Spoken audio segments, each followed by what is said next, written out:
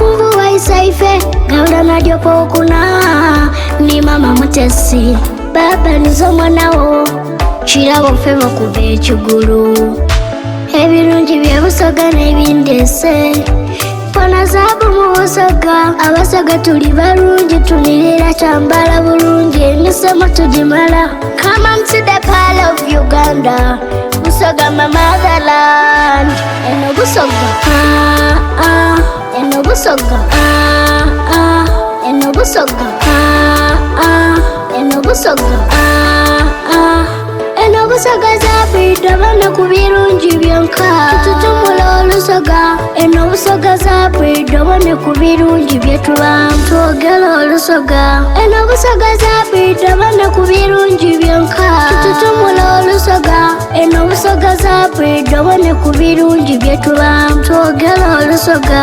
Kyewuunyisa ino mubona ikula omuli ebirungi bingi byetabusa maiso ng'omwigashi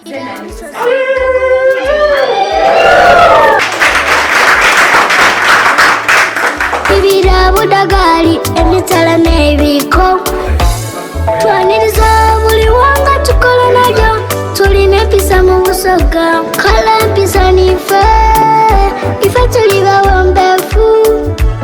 Come and play traditional instruments. Here we have engoma enduume enkwazi n'endere enkobe ensasi engabe n'ebigwala. Eno busoga eno busoga eno busoga eno busoga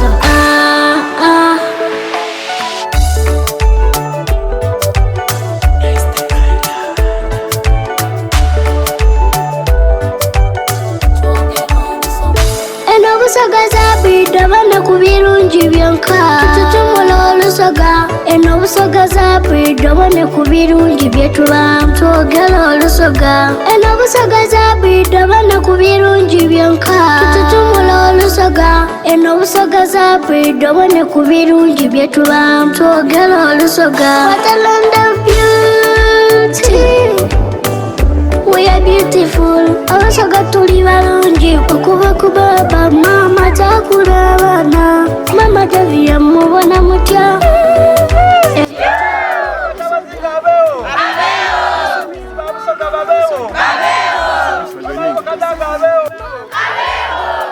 Abachabazinga abeo abe mama kadaga abeo mama mutesi abeo.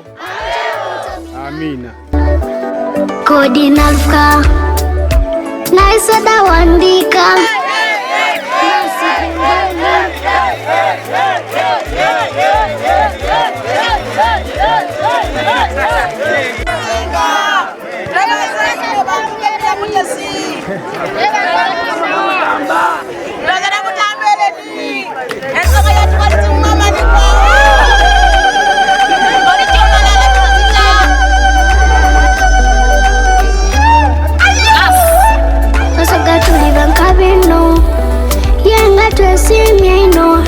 afuvu waisaife gaula nadyopo kuna ni mama mutesi baba nizo mwanawo chirabo febo kuva ekigulu ebirungi byebusoga n'ebindese fona zaabu mu busoga abasoga tuli balungi tunirira kyambala bulungi emisemo tugimala.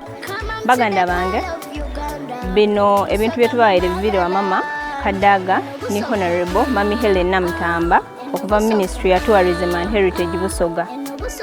Nga bino ndikwenda basomesa engeri gye tukozesa ki pads during eyo time yaki air administration. Oyina okuuma empaledo nga nondo okwewonya ebirwaire ebidirako. Buti ndikwenda begesa engeri gye tukozesa dino pads. Muli kunfuna?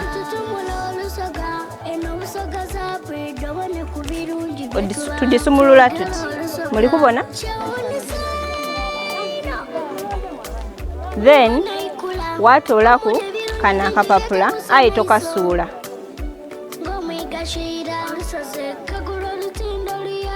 Twagita mpad mu nika yaife tuti pads dino diri ku pads diringa ebiwawatiro osobola okyeta wings dino digema eno once obutaba nti egwa oba okuvaamu ng'oli mu class oba wantu wona wona ng'eno ogiiza inuma muli bona mwena watoola kuni kano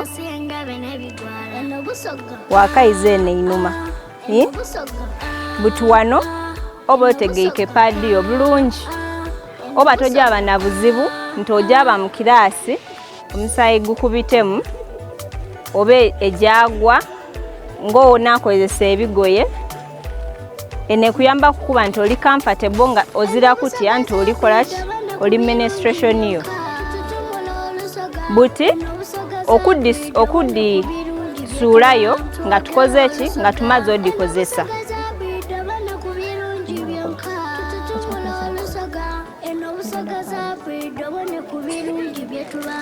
That's what I'm going to tell you.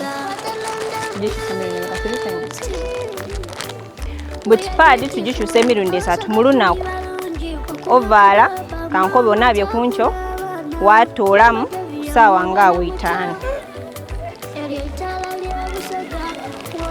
wakyusa eyindi nga wenkukobye then era wakyusa regular kusaawa nga 12 wakyusa ey'obwire kuba tidudirwamu oba odafuna olusu oba ebirwaire buti okuba idukizaako engeri gye tutoire mwere woba oli kusuulayo toola mu padiyo nga we tugitaire mu munika then ogizinga edire dembako nti biringa ebiwawaatiro ogizinga oti buti mwidde ensonga lwaki nkoye nti kano tokasuula mwe tugizingira obutalaga abantu bintu byaife mukitegeire wazinga padiyo mukana akapapula oti wakagemye oti bitini waja wasuulayo mutoyi tosuula busuule wantu wona wona oba ojja kwenyinaza bayino oli kitegera kuba omusaayi gwaffe tigusaana abone bwaki omuntu yenna yenna idukira tulina oba abayondo ng'abawala bamuli kunfuna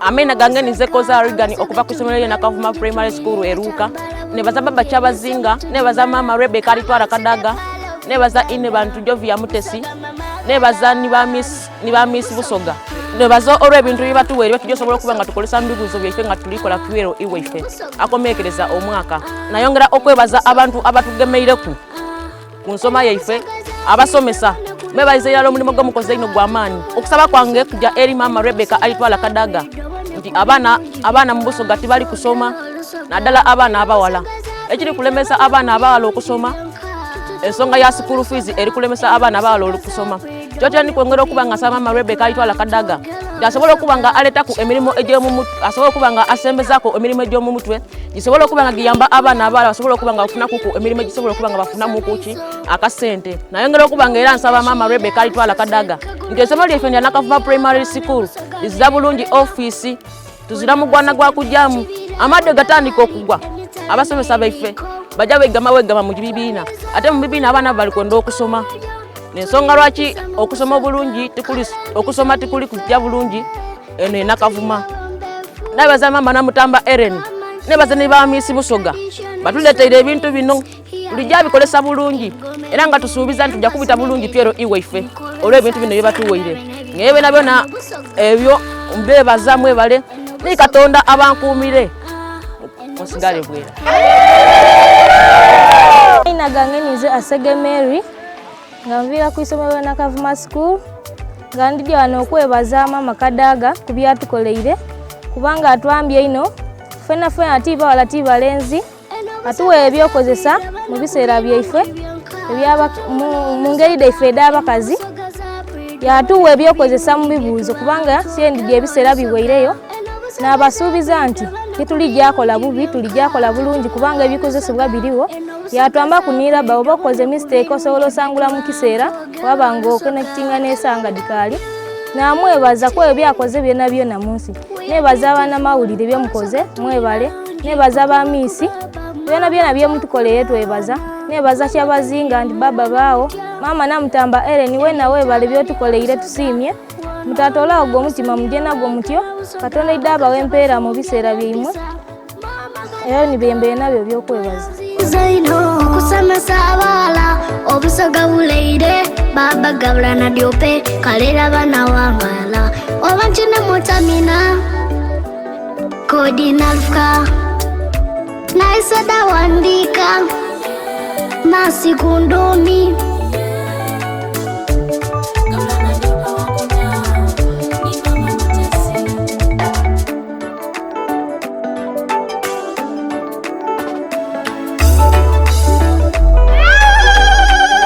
Serukomawo Aloni, headmaster wa Nakavuma Primary School. Ndina abaana 5 asatu na bana.